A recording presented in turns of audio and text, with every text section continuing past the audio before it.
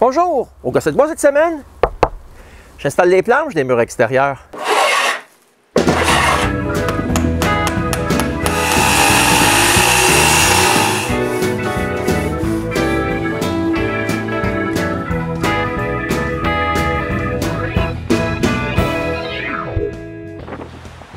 Maintenant que j'ai le cadrage des fenêtres puis de la porte d'entrée de faite, je peux m'attaquer au revêtement extérieur.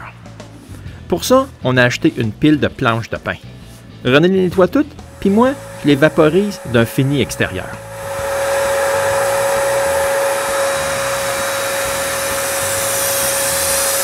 Après plusieurs heures, j'ai fini la première couche, puis il y a des planches qui sèchent un peu partout. Mais la première chose qu'on fait pour les murs, c'est de boucher avec du carton derrière le panneau électrique pour que je puisse y vaporiser de l'isolation. Ouais, c'est juste une petite canne de mousse isolante. Un coup fini, c'est pas bien beau, mais c'est tout isolé derrière le panneau électrique.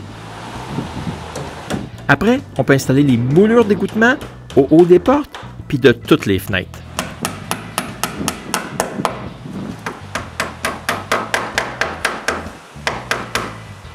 Puis on recouvre tout l'extérieur d'une membrane pour empêcher l'air et l'humidité d'entrer à l'intérieur.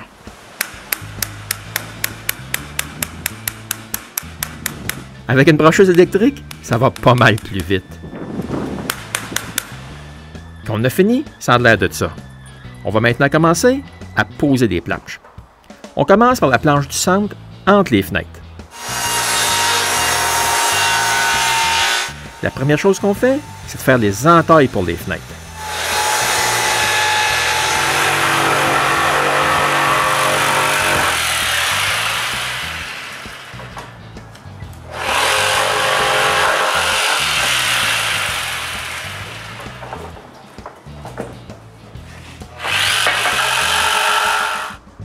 Ensuite, il ne reste plus qu'à l'installer en place.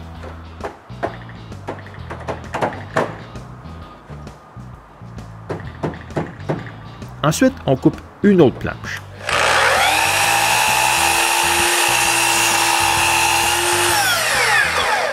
Le bas de toutes les planches sont coupées à un angle de 10 degrés. J'ai toujours fait ça pour des planches extérieures.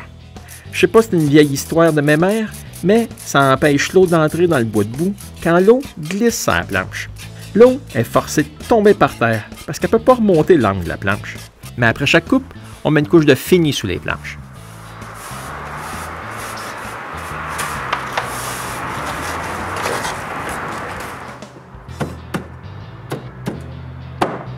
Ensuite, c'est pas mal répétitif. On coupe, on pose, puis on cloue chaque planche.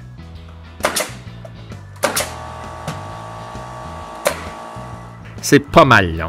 C'est tout ce qu'on a pu faire après notre première journée complète. Ça, c'est après 2 jours. Une chance qu'on a pris une semaine de vacances pour faire ça. La troisième journée, on a eu plusieurs planches de pleine longueur à poser. Ça va pas mal plus vite. Sauf que des fois, les planches, ils ne se collent pas ensemble d'elles-mêmes. Pour y remédier, je visse un bout de bois, puis avec un peu de persuasion, je remets tout ça droit. Ensuite, il ne reste plus qu'à continuer à tout clouer.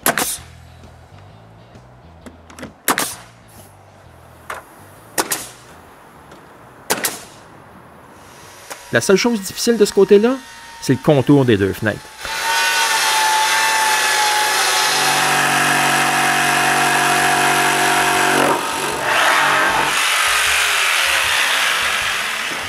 Mais quand même, on a réussi à finir le côté de la cour cette journée-là. Puis on a même eu le temps d'installer des échafauds derrière puis de poser des bâches parce qu'ils annoncent de la pluie pour le lendemain. Puis à cause de la pluie, puis de monter puis de descendre les échafauds, c'est ce qu'on a eu le temps de faire pour notre 4e journée.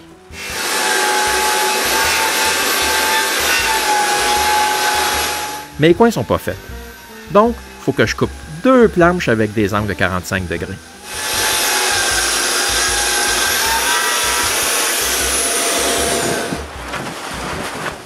Après en avoir cloué une en place, je mets un cordon de scellant, ça coupe de 45 degrés. Ensuite, je peux mettre la 2e planche, puis tout clouer en place.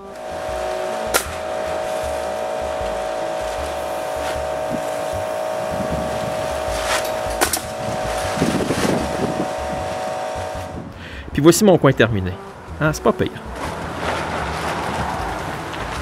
On n'a pas juste fait le coin dans notre 5e journée. On a aussi fini le derrière puis commencé le dernier côté. La 6e journée, on a fini le tout. Il nous a juste manqué une planche pour faire le coin. C'est la seule qu'on a été forcé de faire au pinceau.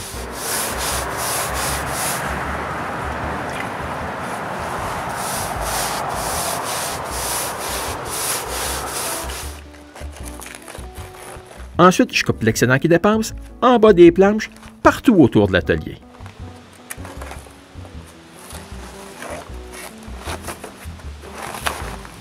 Mais on a un petit problème.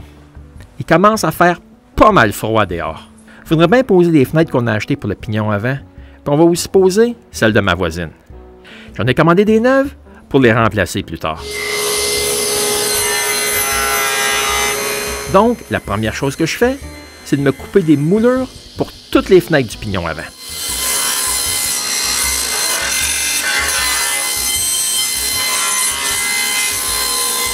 Après avoir coupé l'angle de 30 degrés, je les coupe toutes à 1 pouce écart.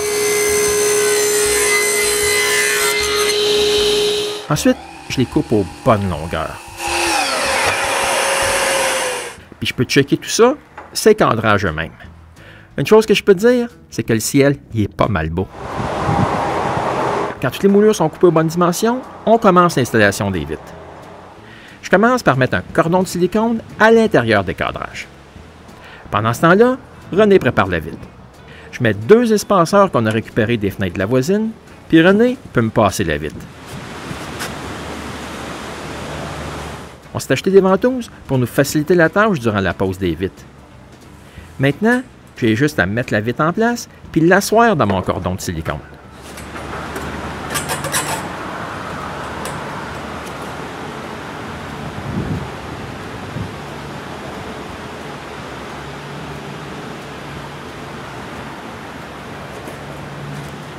René retient la vitre de l'intérieur avec l'aide de la ventouse. Comme ça, moi, je peux mettre un autre cordon de silicone autour de la vitre pour vraiment sceller toutes les moulures sur les vitres.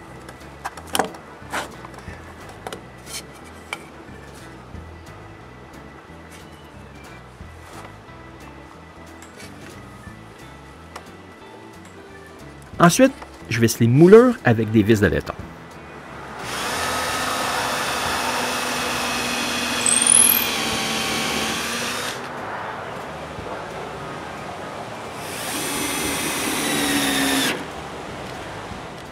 La dernière chose que je fais, c'est de mettre un dernier cordon de silicone entre les vitres puis les moulures. Pendant que les échafauds étaient encore en place, j'en ai profité pour calfeutrer le tour des fenêtres du pignon avant.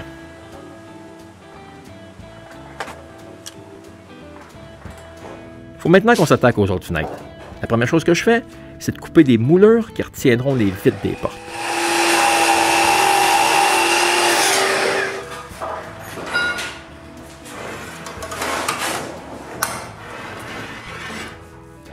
Après un petit bout, j'ai toutes les moulures de prêtes.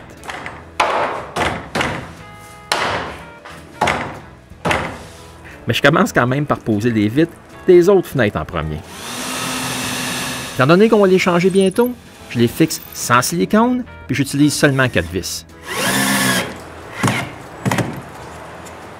Quand je les regarde d'un coup posé, je me dis que d'en avoir acheté des neuves, c'était pas un luxe. Ma porte, elle, a des belles vitres temporaires. Pour l'instant, j'ai juste mis des feuilles d'aspenite pour boucher le trou de la porte de la section de la remise. Comme ça, j'ai pu installer vite une de mes 2 chaufferettes pour avoir un peu de chaleur. Puis voici l'extérieur de mon atelier. Ça ressemble pas mal à la vision que j'avais quand j'ai fait mes plans.